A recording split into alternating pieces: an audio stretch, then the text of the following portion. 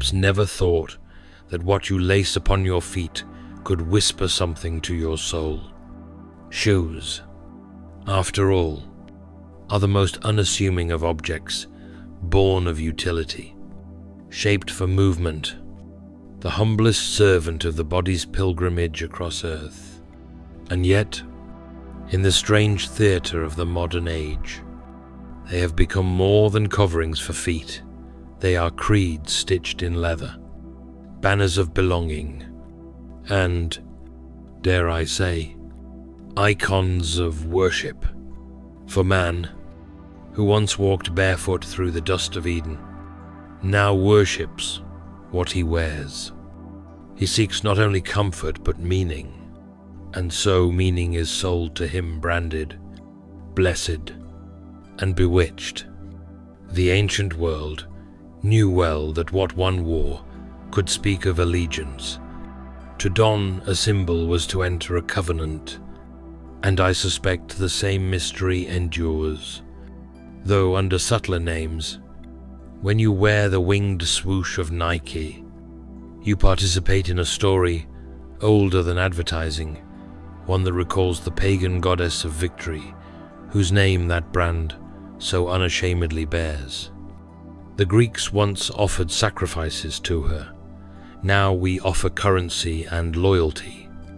Though we flatter ourselves by calling it fashion, we imagine that these symbols are empty of meaning, mere marks of design. But nothing in creation is ever entirely neutral. Symbols are doors, and some doors, once opened, invite in more than the eye can see. You live in an age where enchantment has been denied in name but revived in practice. We scoff at spells, yet chant brand names. We no longer kneel before altars, yet queue before glass temples where light and reflection make idols glow. And in that quiet contradiction, the human heart reveals itself. For the heart was made to worship. If it does not worship God, it will find something else to bow before. And the spirit of witchcraft, that ancient rebellion which says, "I will make myself like the Most High," has found new garments to wear. It no longer conjures spirits by moonlight. It conjures desire by marketing. Considere Dides, whose tri-striped mark has become the silent creed of youth culture across nations. There is nothing inherently evil in a pattern of 3 lines, and yet, when a symbol becomes omnipresent, when it acquires emotional power beyond reason, it begins to rule rather than serve. Its empire is psychological. It governs aspiration, tribe, and identity. When a boy or girl feels incomplete without that mark upon them, something spiritual has taken place, a displacement of the soul's allegiance. It is a subtle witchcraft, the charm of belonging, purchased through conformity. The old witches of folklore offered potions, the new ones offer trends. Both promise transformation, both ask for a price that exceeds silver, and then converse, with its star encircled a pentacle simplified, innocently rotated, made fashionable.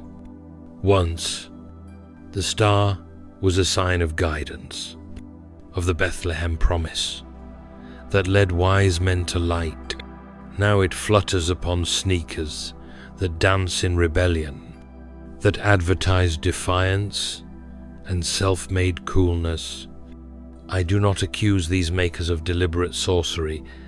I accuse us, rather, of blindness. For we no longer discern meaning, we consume it. We absorb signs without question. Just as the body absorbs poison when it no longer recognizes the taste of rot, Van's the brand of the restless. Its checkerboard pattern mirrors the occult's oldest metaphor, the black and white floor of the Masonic temple, where duality is worshipped as balance and confusion is mistaken for wisdom. To live upon such a floor is to accept the lie that good and evil are partners, not opposites, that one must embrace both sides to be whole. And so a generation wears its creed upon its feet without knowing it. The shoes say, "Off the wall," and indeed they are, for in rejecting all boundaries, man has made rebellion a virtue. Even Puma, the leaping beast, the symbol of predatory grace, echoes something primeval. It glorifies speed, dominance, and animal power. There is a spiritual poetry in it. Yes, but also a danger that man might believe he is most himself when he is most beast. Yet the human glory was never in the fang or the muscle, but in the soul's capacity for restraint. Witchcraft, in every age, has sought to invert that order, to enthrone appetite and exile humility. And so the wildcat, once a noble creature of the forest, becomes an emblem of ego unleashed. New Balance preaches a subtler gospel. Its name itself is a sermon of irony. Balance, the sacred word of the modern mystic. Yet, what kind of balance is it? When the soul's equilibrium is sought in material acquisition, the promise of these shoes is not comfort for the feet, but balance for the self, as though inner peace could be purchased with foam soles. Witchcraft does not always appear in darkness. Often it glows under store lights, whispering, "You can be whole if only you wear this." And so, across these brands, a single thread is woven, the thread of enchantment disguised as empowerment. You are told that to wear them is to rise, to win, to belong, to run free, to master your world. But the gospel of Christ tells another story, that you must lose your life to find it, that freedom is found in surrender, that victory comes not by the swoosh of a winged goddess, but by the wound of a crucified God. The modern spell, however, reverses all this. It teaches that identity is constructed, not given. That meaning is bought, not bestowed. That transcendence can be manufactured, shrink-wrapped, and delivered to your doorstep. I do not claim that demons design logos, but I do claim that spirits inhabit symbols not by magic, but by meaning. When a mark becomes an idol, when it consumes imagination and pride, it becomes a channel of power. The devil's cleverness lies not in overt possession, but in persuasion. He has learned to sell sin as self-expression. Witchcraft in its truest form is not cauldrons and charms, but the ancient human urge to control what ought to be worshipped. And in our day, the marketplace has become the new altar. In the cash register its priest, the brand, its incantation. I have found in my own soul this same temptation. I once prided myself on my reason, imagining that intellect was a charm against deception. But reason, severed from humility, becomes its own sorcery. It enchants the mind with the illusion of self-sufficiency. I remember the first time I bought something, not because I needed it, but because I wanted to feel like the person who would own it. That feeling was warm, almost sacred, and that frightened me. For worship begins wherever we feel most alive.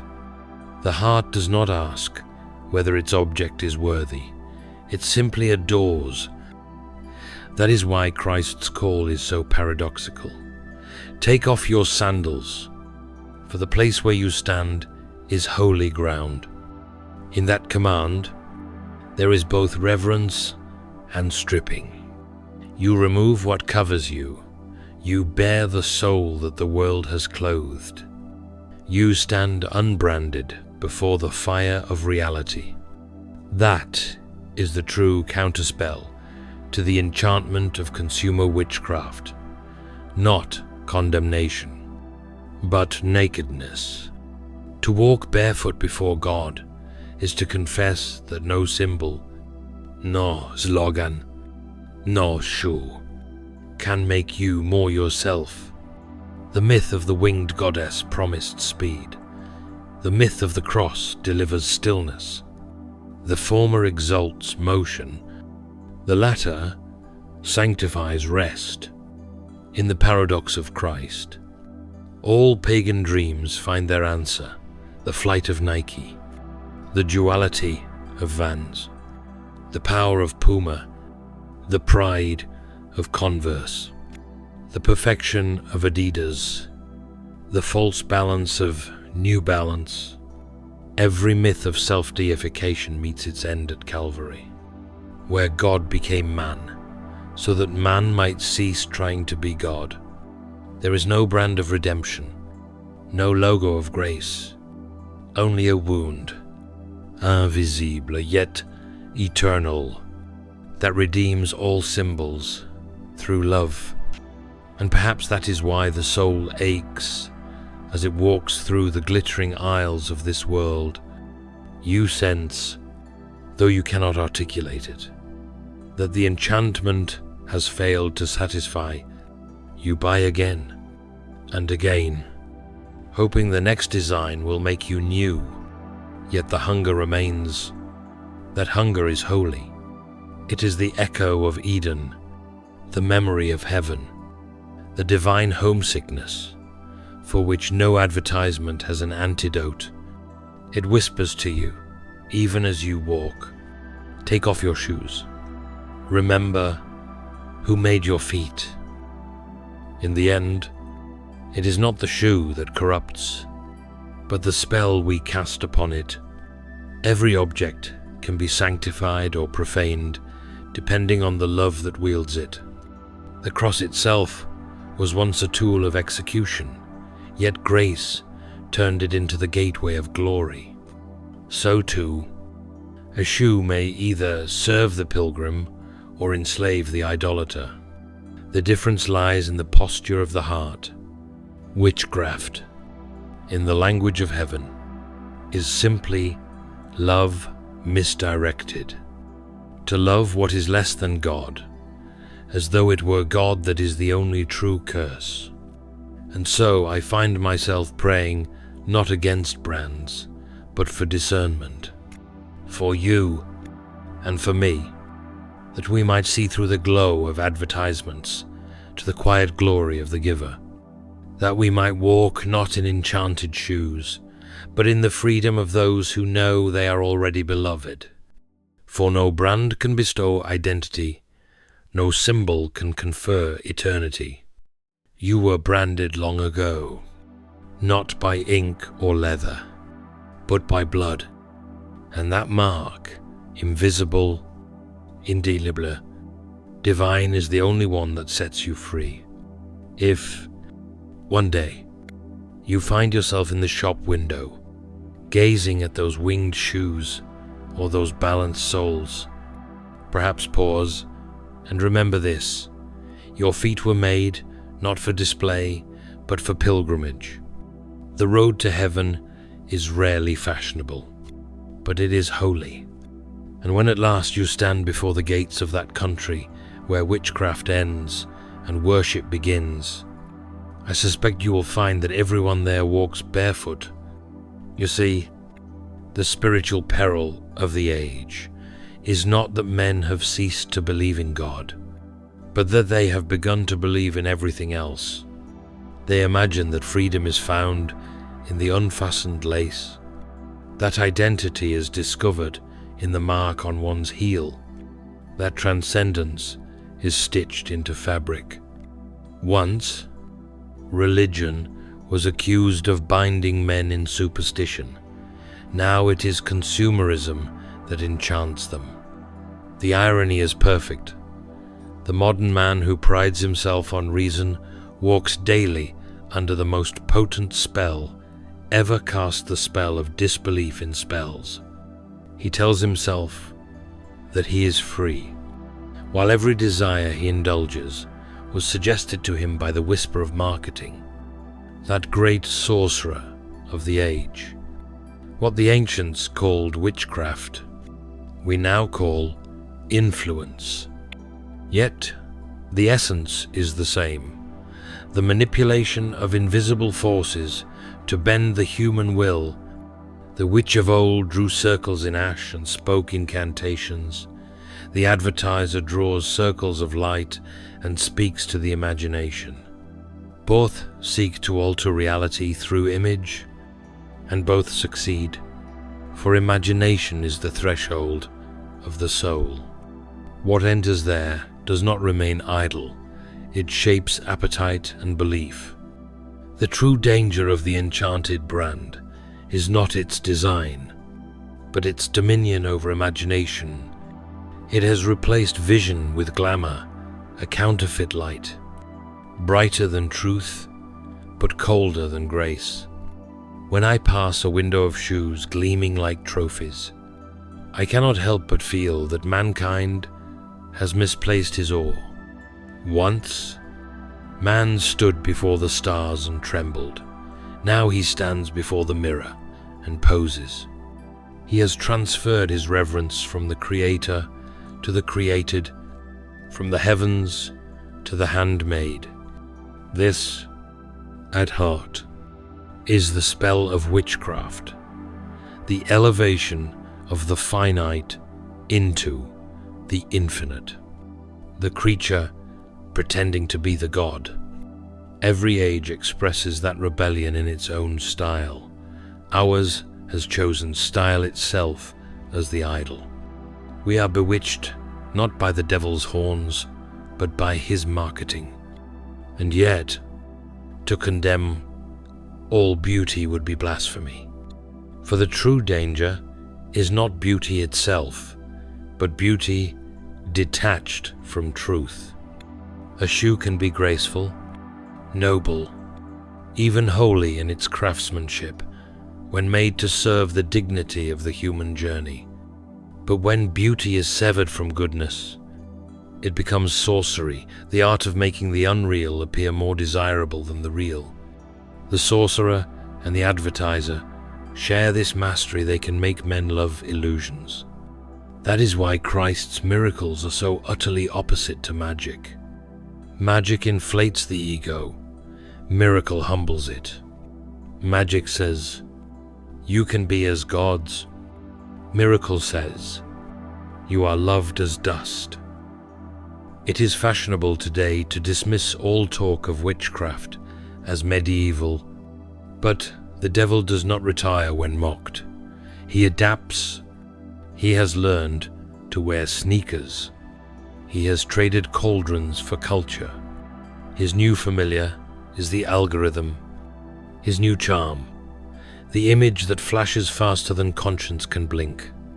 And beneath it all lies the old doctrine of witchcraft, that man can master power without submitting to love. You see it in every slogan: just do it. Forever faster. Impossible is nothing. They sound noble until one remembers that the first whisper in Eden was not unlike them. You shall be as gods. I do not write these words as a moralist standing above the crowd, but as a penitent within it. I, too, have been seduced by the sheen of newness, the thrill of possession. I have known the strange intoxication of wearing what the world approves. It gave me, for a fleeting hour, the illusion of being more than myself. And when the hour passed, I felt smaller than before. That shrinking is the soul's way of mourning its misplaced worship. It is not guilt that haunts us after indulgence. It is homesickness, the faint remembrance of a holiness we once knew and have betrayed. Man was never meant to walk in enchantments. His feet were shaped for pilgrimage, not performance. That is why the saints are often barefoot in art, not because they despised creation, but because they wished to feel it truthfully. There is something sacred in the contact of flesh and earth, the meeting of mortality with the dust from which it came. Every shoe, in a sense, hides that truth. But when the shoe becomes an idol, it hides far more. It conceals the spirit beneath the skin, the divine footprint of God in man. The witchcraft of our brands is that they promise transcendence while burying the very longing that would make transcendence possible. Yet I cannot despise those who fall under such spells, for the longing that drives them is good. Even the sorcerer seeks light, though he reaches for it wrongly. When a youth laces up his shining sneakers and imagines he can run faster, jump higher, live bolder, he is reaching for immortality. It is a clumsy prayer, disguised as vanity. He desires to be more than flesh, to overcome decay, to feel divine.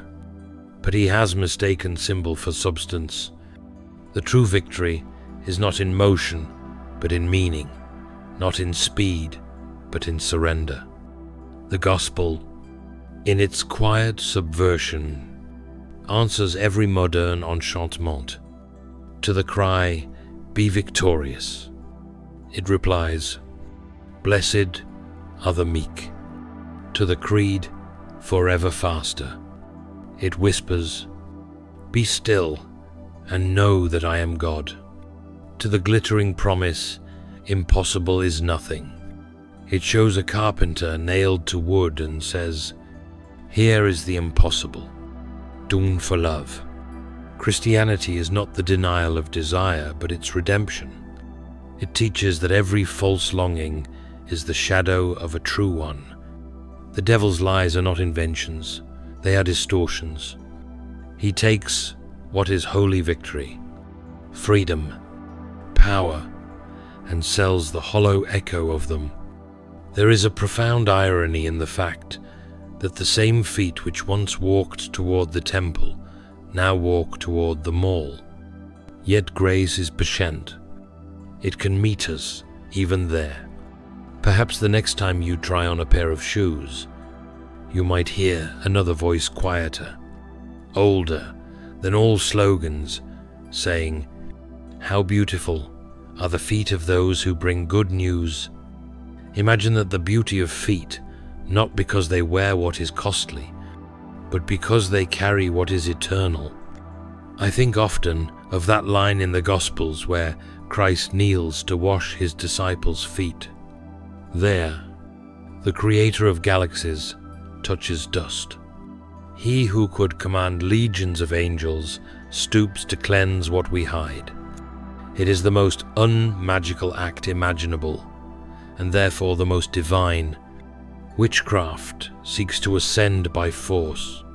Christ descends by love. The one conjures, the other serves. The difference is infinite. If ever you wish to know whether a power is of God or of witchcraft, ask this: does it bow low in love, or does it rise high in pride? The world's brands tell you to rise. Christ tells you to kneel. Only one of them leads home. And home. Ah, that word that burns like a forgotten melody. Home is not the store, nor the trend, nor the tribe. Home is the garden we were exiled from, and the kingdom we are called to. All human longing is the echo of that loss, and the prophecy of its restoration. Witchcraft, In its essence, his homesickness misdirected the attempt to regain paradise without the presence of God. It promises Eden without obedience, glory without grace. But the road back to the garden is paved not with symbols of speed, but with steps of repentance. Perhaps that is why the saints sang, even as they were barefoot upon stones. They had found joy not in the ease of walking, but in the direction of their journey. They knew that every step, however painful, was a march toward the light that no darkness can counterfeit.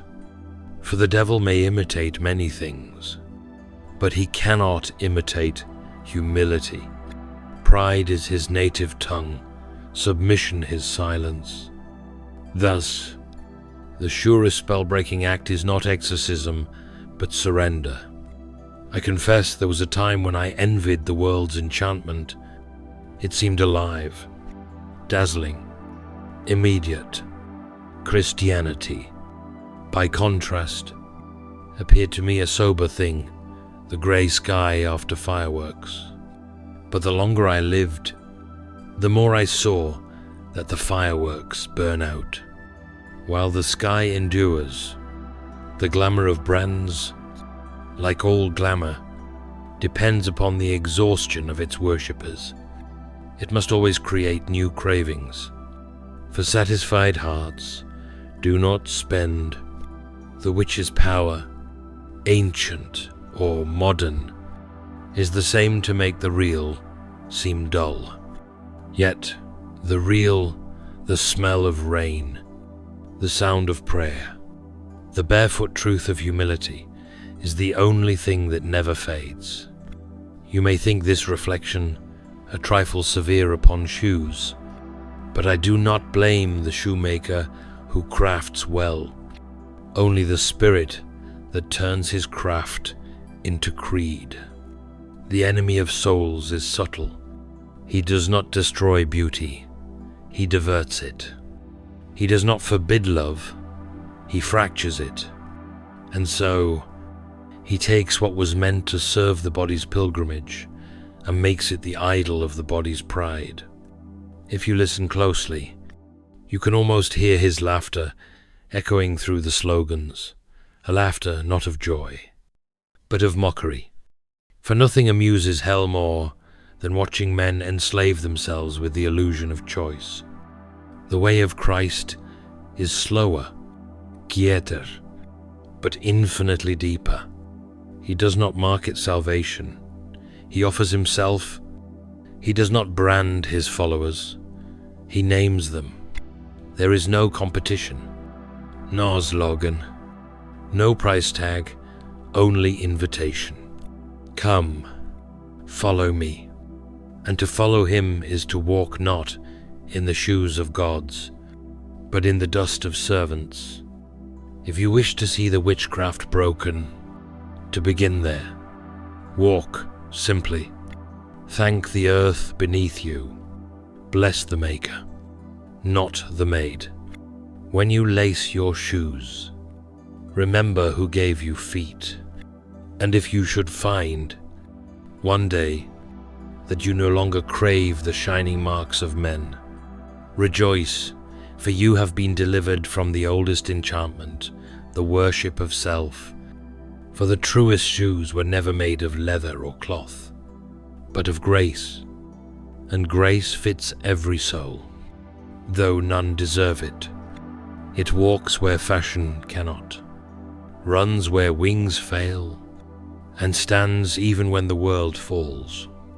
And so, my friend, it comes to this quiet confession I have worn, the very symbols I now question. I have admired their sleekness, felt the subtle flattery that such adornments whisper.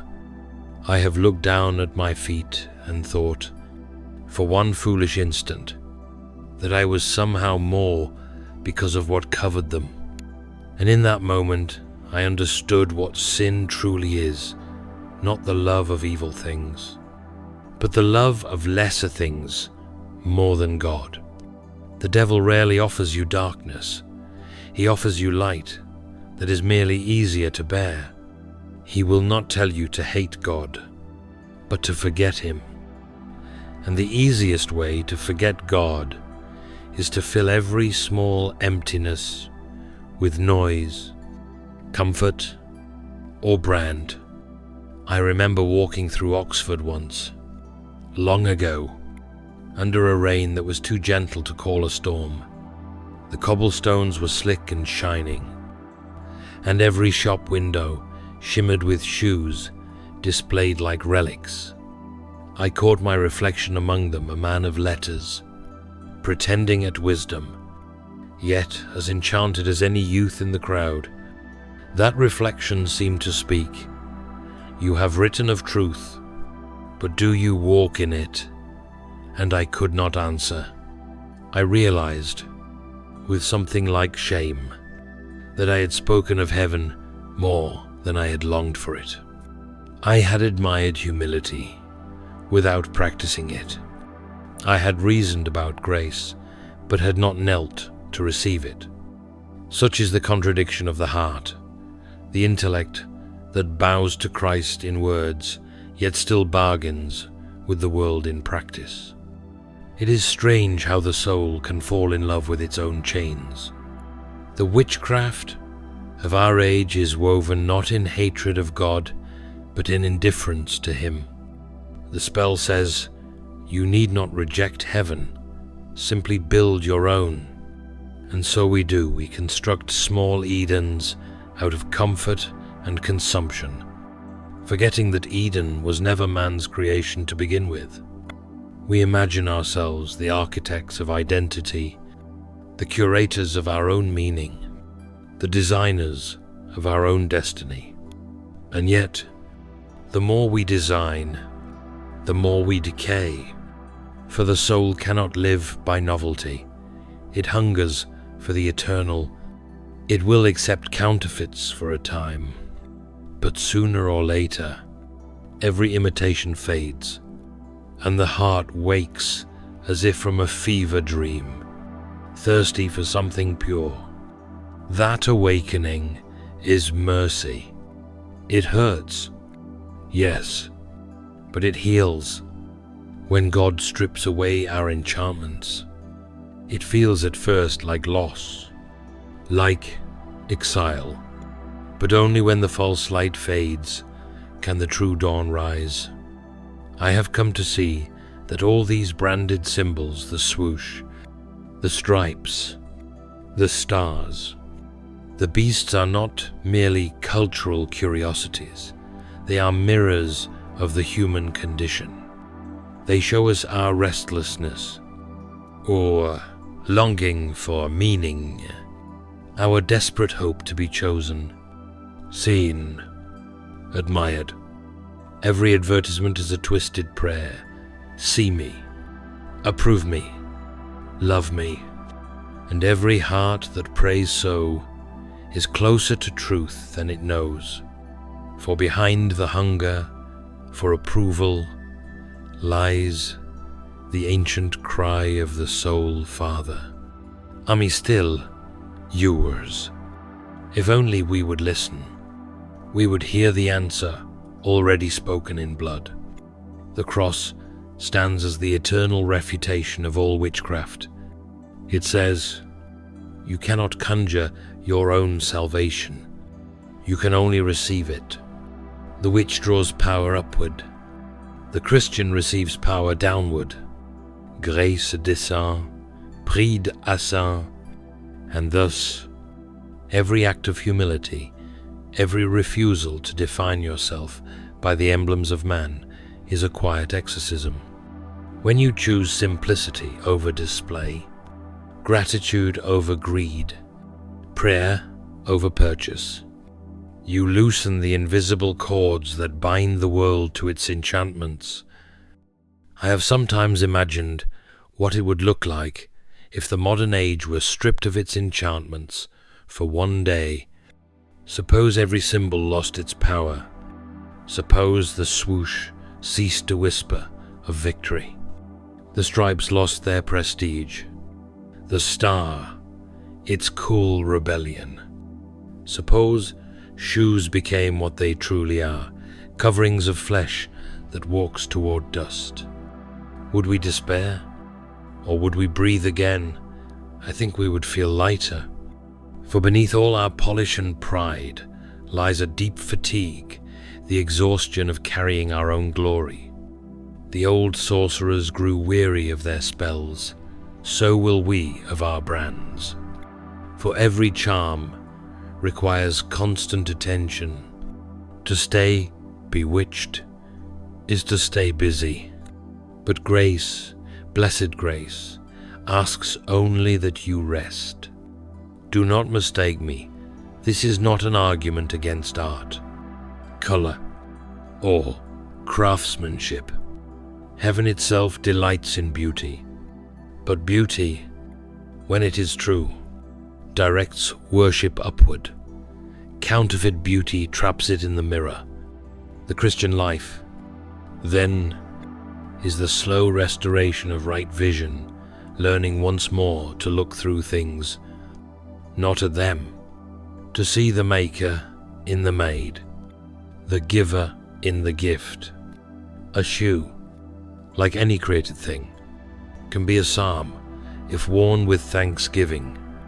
But gratitude is the one posture witchcraft cannot imitate. The witch demands control, the saint receives wonder, and I have learned, through my own stumblings, that the simplest acts, the unnoticed ones, are where holiness hides. To polish another's shoes, to walk beside a friend who limps, to stop for the beggar barefoot in the rain. These are the places where Christ is most present. The world will not photograph such moments. Heaven will not forget them. Witchcraft, in every age, depends upon spectacle. Grace works in silence, and perhaps that is why God walks softly. He will not shout over the noise of our enchantments. He waits for them to tire us. There comes a moment in every soul's journey when even the most alluring symbols grow dull. The color fades, the slogans ring hollow, and the mirror no longer flatters. That moment which the world calls depression, the mystic calls awakening, is the turning of the tide.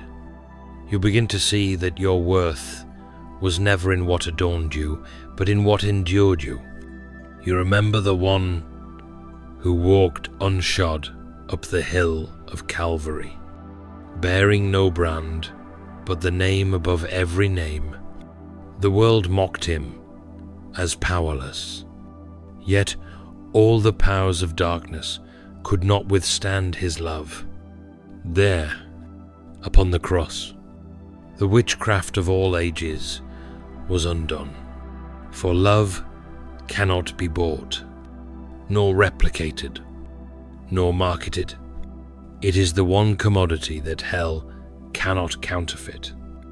I suspect that when you next pass a gleaming window of shoes, something in you will pause, not in guilt, but in recognition. You will feel the echo of your own longing, reflected there, the longing for beauty, for belonging, for something that tells you who you are. And if you are very quiet, you might hear another whisper within you, "You are mine. You have always been mine." That voice will not condemn your desire for beauty, it will redeem it. It will teach you that beauty was never meant to be possessed, only received. It will remind you that holiness does not abolish matter, but transfigures it. And in that revelation, even the shoe can become a sacrament, not because of what it is, but because of whose footsteps it serves. In the end, the lesson is disarmingly simple. All witchcraft begins in pride and ends in emptiness. All faith begins in surrender and ends in fullness. The difference between enchantment and grace is not how bright the light is, but who holds the lamp. The sorcerer shines it on himself, the saint lifts it toward heaven. And so I urge you, not as a scholar, but as a fellow traveler, to walk with your eyes lifted higher than your shoes, to remember that every step upon this earth is a rehearsal for eternity. We are, all of us, exiles learning to walk home. The road winds through markets and mirrors, through noise and temptation, but there is a still voice that keeps pace beside us, patient as dawn. It speaks not in slogans, but in silence. Follow me. And if you do, you will find that the witchcraft of the world loses its color, that its promises grow dim beside the radiance of truth. For in Christ, every false light meets its sunrise. Perhaps in that country beyond death, where the streets are said to be of gold, there will be no need of shoes at all. The very ground will welcome our bare feet, unashamed and unafraid. We shall walk again as Adam once walked, not in fashion, but in fellowship. The brands of earth will be forgotten, their empires turned to dust. But the imprint of grace upon the soul will shine forever. And then we shall understand what it always meant to walk in the Spirit, not to run faster, nor to stand taller, but to move in harmony with love himself. Until then, when you lace your shoes each morning, think of it as a prayer, not a charm against the day's difficulty, but a reminder of purpose. These feet were made to carry light. You need no enchantment, for that only grace, and a heart turned homeward.